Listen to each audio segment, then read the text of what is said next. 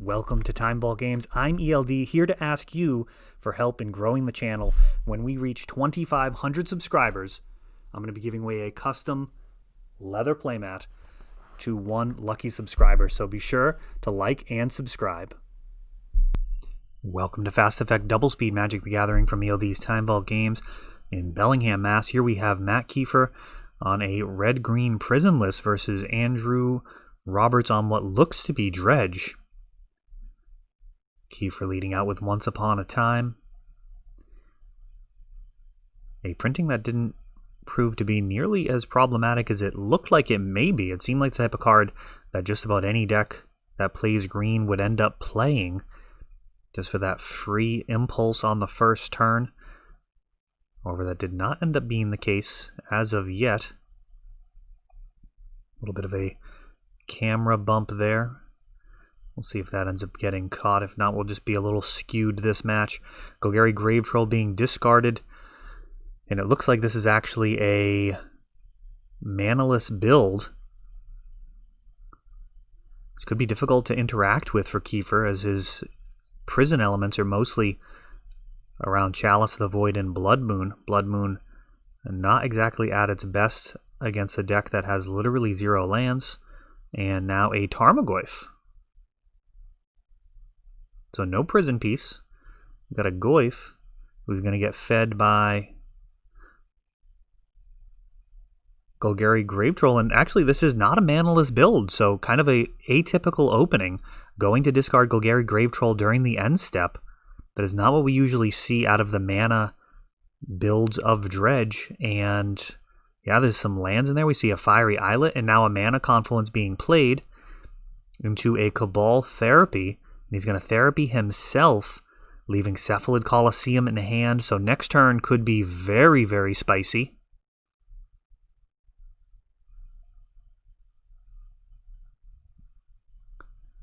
This Golgari Grave Troll going to get dredged back to hand during the draw step. If there's some other dredgers that make it into the bin, the Cephalid Coliseum could be incredibly powerful. Chrome Mox imprints the Stonecrusher Giant and to a Seasoned Pyromancer.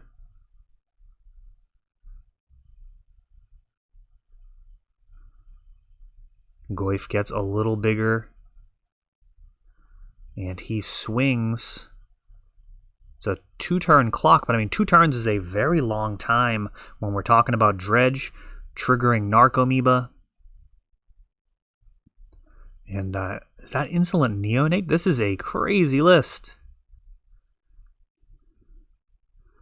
Coliseum being sacrificed. Plenty of Threshold. Starts out with a Stinkweed Imp. The nice thing about Legacy Dredge is you actually get a playset of Golgari Grave Troll. And in Vintage, we're actually restricted to a single copy of the card now. Another Stinkweed Imp. And we see another Grave Troll going into the graveyard. So these final 6 gets another Narcomoeba.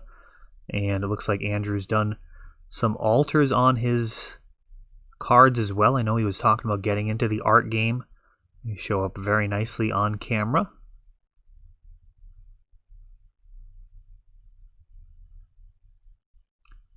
Narcomoeba entering the battlefield.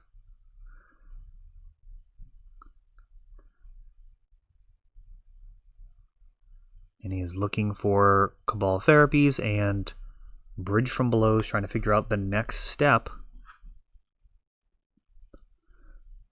And it's going to be a Cabal Therapy.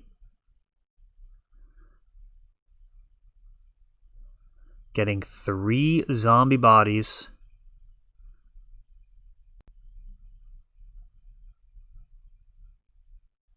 There's any Dread Return in there, this could be very, very bad. Now, when you return a Golgari Grave Troll, it does count itself in terms of how many +1/+1 counters it gets. So if there's 20 creatures in the graveyard plus the Golgari Grave Troll, it'll actually come in with 21 total. Oh, no, we got a Hagak in the bin. Oh, this is no bueno. There's an 8/8. He's way bigger than Goyf. Goyf a 6/7. Pretty formidable, but Hogak towers over that. And there's another Cephalid Colosseum in Andrew's hand, so this situation's not going to be getting any better for Kiefer. The prison element of this strategy was kind of sidestepped to try and go aggro, but Dredge kind of comboing out. A basic mountain is played and the turn is passed, and now a bunch of Icarids triggering.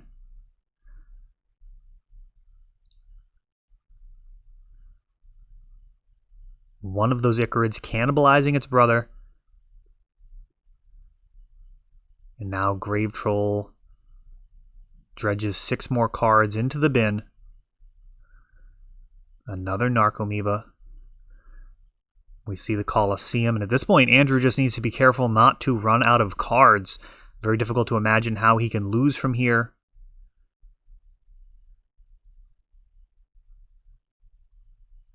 Another Narcomoeba.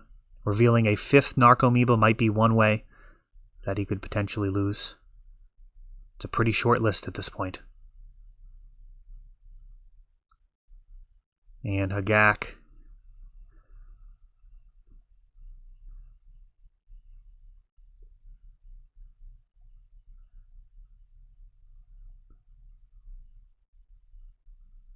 Sacrificing Cabal Therapy with the Narcomoeba.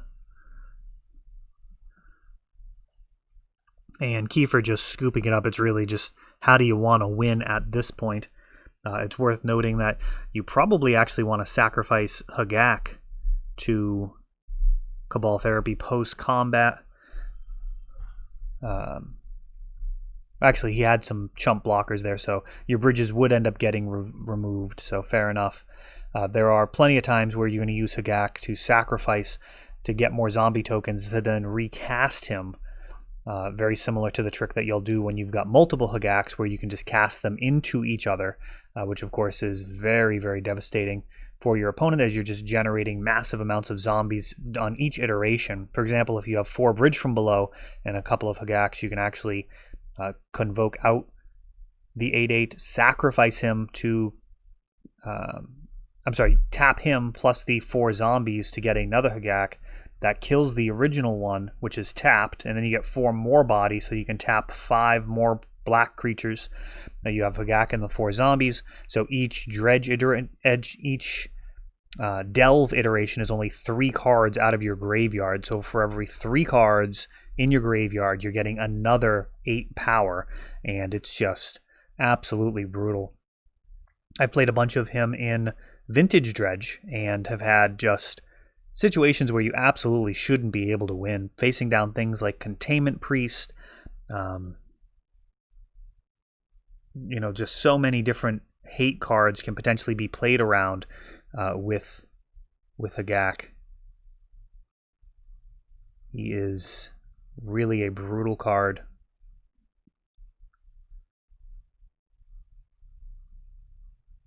And Kiefer's going to struggle to contain that. We'll see what he's got for sideboard hate. Prison decks kind of struggle with graveyard strategies as a general overview because they don't have access to cards like Brainstorm in order to dig and also kind of get rid of excess graveyard hate. So if you do play a card like Leyline of the Void, if you're a Brainstorm deck, even if you can't cast the card, if you draw extra copies late, you can actually Brainstorm them away, and it's not the end of the world at all.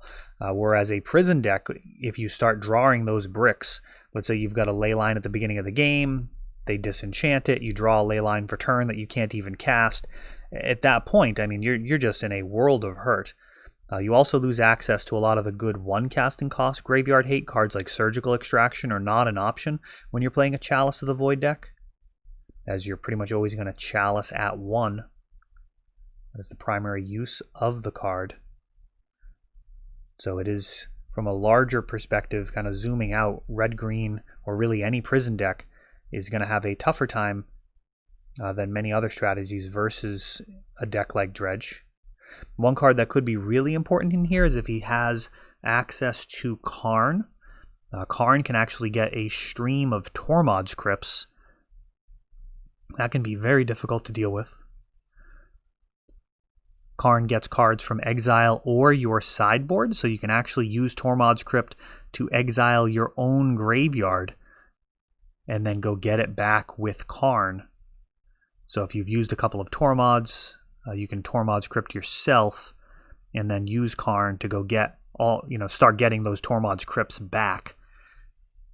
When you use Tormod's Crypt, you sacrifice and target before the effect resolves, so it does actually exile itself. And we've got a mulligan. Again, something that Manaless Dredge doesn't do. And Kiefer leading out with Once Upon a Time. So this mana'd version of Dredge made great use of Cephalid Colosseum. Almost reminiscent of the vintage build. And there we see some graveyard hate in the form of Fairy Macabre. You got Simian Spirit Guide ×2 into Magus of the Moon, so it's just a Jit and a Fairy Macabre. We've got Magus, which is going to shut off probably most of Andrew's mana base. I'd be surprised if there's any basic lands in there. I mean, I wouldn't build it with basics. So what is he going to be able to do with red mana becomes the question. He's on a mull. It's going to be a while before he actually gets to discard, which might be the only legit path forward. He may actually just need to get up to 8 cards and discard end of turn. Umezawa's Jite could make this a short game. Picks up and swings. Ooh, Lion's Eye Diamond. That's a heck of a draw.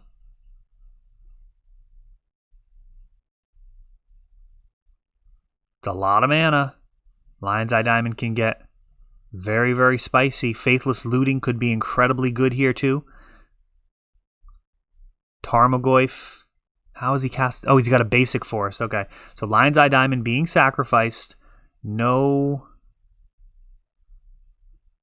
other spicy stuff going on. We've got the Fairy Macabre taking out the Dredgers. And now he draws, plays a Lotus Petal. And he's going to be dead on his turn here to Goyf and Umezawa's Jite's counters. So Matt quickly picking up that second game. Fairy Macabre. We've got the answer to what type of graveyard hate to expect. The fact that you can fetch that with Once Upon a Time, super relevant, as we actually saw that's exactly what happened. Making that the best choice, it would seem, for this red-green prison deck. Now, Fairy Macabre, kind of lower power in general as far as graveyard hate goes. In multiples, it can be very good. Death and Taxes actually uses it to great effect at times when it goes kind of into the metagaming mode of running Sword of Light and Shadow. The ability to return to your hand a Fairy Macabre versus the decks that it's good against is incredibly good. Certainly better than drawing a card off of Sword of Fire and Ice, for example. Getting the exact card you need.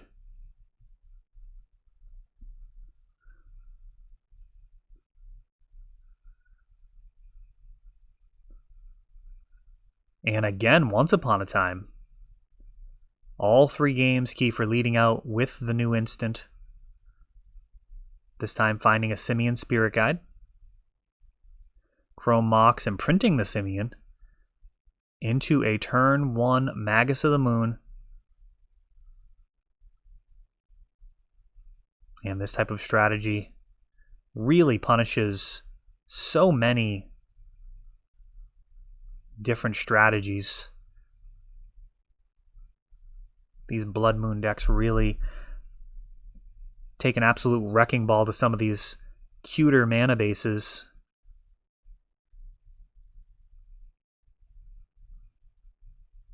During the end step.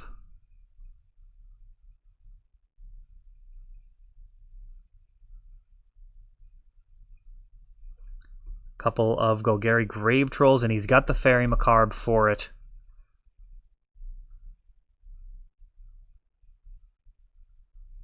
And now it's just back to drawing. This one gonna be uneventful as Magus of the Moon does its thing.